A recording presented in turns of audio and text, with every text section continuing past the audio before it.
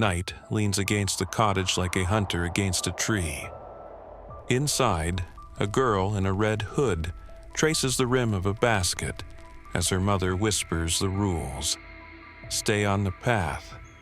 Don't talk to strangers. Go straight to grandmother's. The forest waits beyond the threshold. Dark, breathing, listening. The girl steps out anyway. The hood flashes like a coal in the underbrush, a moving ember in a place that eats light. Branches knit overhead. Birds stop singing. The path splits and splits again. And somewhere between the house she left and the bed she's walking toward, a voice, low, inviting, asks where she's going and why she's alone. Everyone knows what happens next. Except the story you were told has been cleaned like a bone.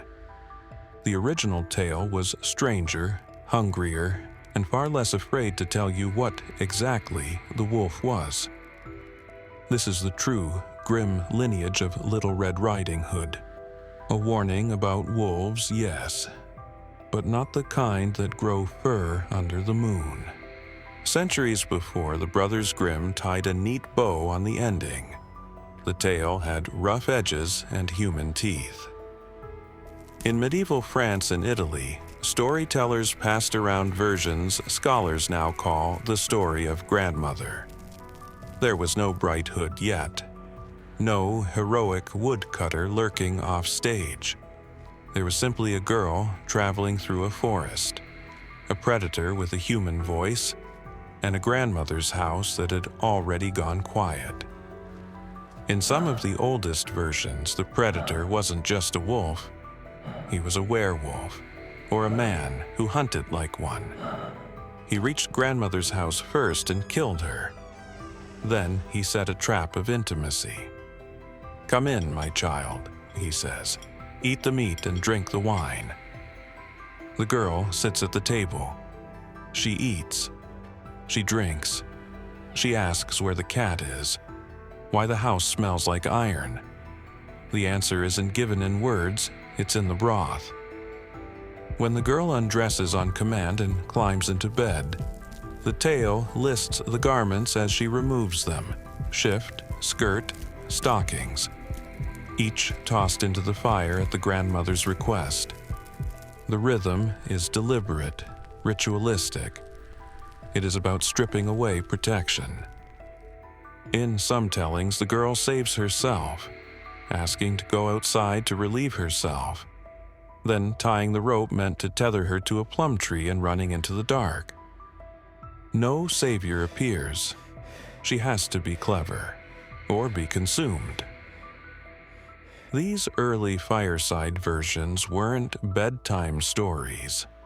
They were warning sirens, of roads that fork, of hands that beckon, of voices that sound kind because they practice. By the late 17th century, French author Charles Perrault sharpened the tale into a moral blade.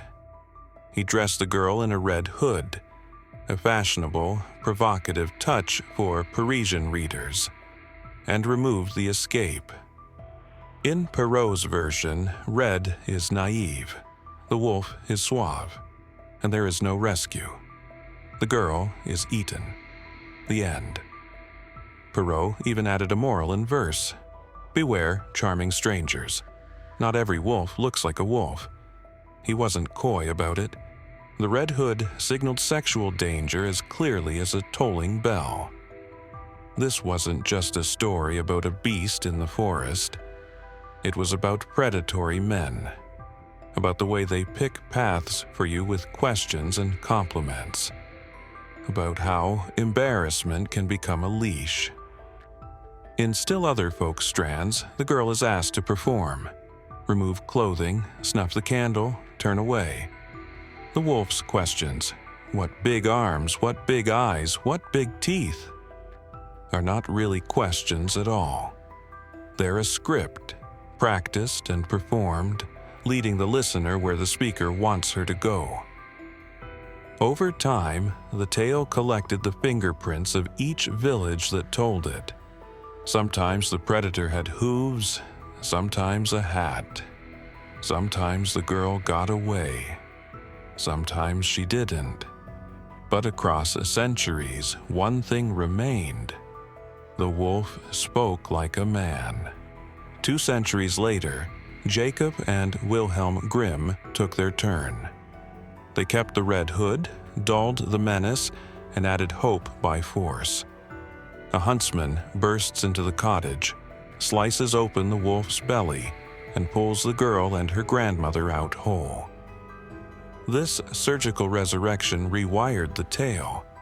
Instead of a girl outwitting danger, a male protector arrives with violent mercy. The story's center of gravity shifts from caution to punishment. The wolf's belly is filled with stones, and he is thrown into a well to drown. The Grimms even add a second encounter. Red meets another wolf, remembers the lesson, and seeks help. It's closer to a police report than folklore, a guide for how to behave after the worst nearly happens. The message narrows to the safe path, the proper listener, the rescuing hand. The teeth remain, but they're blunted by domestic order. Hope makes better nursery doctrine than hunger. The Red Hood has shouldered centuries of interpretation. Some see puberty in that scarlet cloth, a sign of a girl crossing a threshold she doesn't yet understand.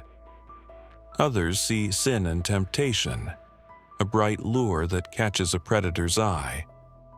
Still, others see a badge of class and gender, a fashionable accessory that marks the girl as unseasoned, visible, alone. The path is a symbol too. In many older variants, Red must choose between the path of pins and the path of needles, seams and skin, pain and skill. Both roads promise a woman's work. Both roads can lead to a bed where someone waits who is not who they say they are. Strip the tale down to its bones, and it's not about wolves at all. It's about grooming, about questions that test boundaries, about instructions that isolate the target from witnesses, about the choreography of fear in a small room. It's also about hunger, the bodies, the households, the forests. In years of famine, wolves were not metaphors. They were neighbors at the edge of the field. Little Red Riding Hood survived because it kept telling the same truth in different clothes. Danger often wears a borrowed voice. We frame it as a fable about not straying from the path. But the path was never safe. The forest is not what makes the story dangerous. The doorway is.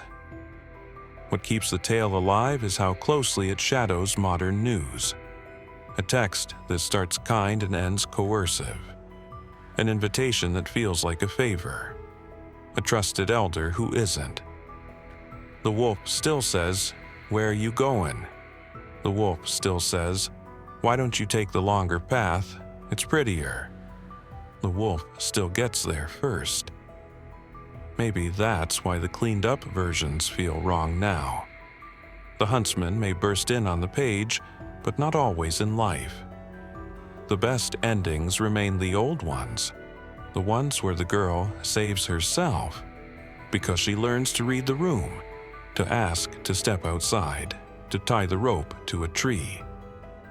We tell children that the wolf was a monster to make the world feel simpler. But if he was only a monster, the lesson would be easy, and the story would have died. It hasn't, because the wolf was never just a wolf. He was anything hungry enough to pretend. The fire burns low. The basket sits empty on the floor. In the bed, sheets lie smooth as a tongue, as if no one ever lay there at all. Tonight's story taught a child to keep close to the path, which is another way of saying close to home. But what do you do when home is where the hunger lives? Next time on Lore&Ruin. Hansel and Gretel, when famine learned your name. A trail of crumbs, a house made of sweets, and a truth that wasn't meant for children. Sometimes the forest isn't what devours you. Sometimes it only shows you who will.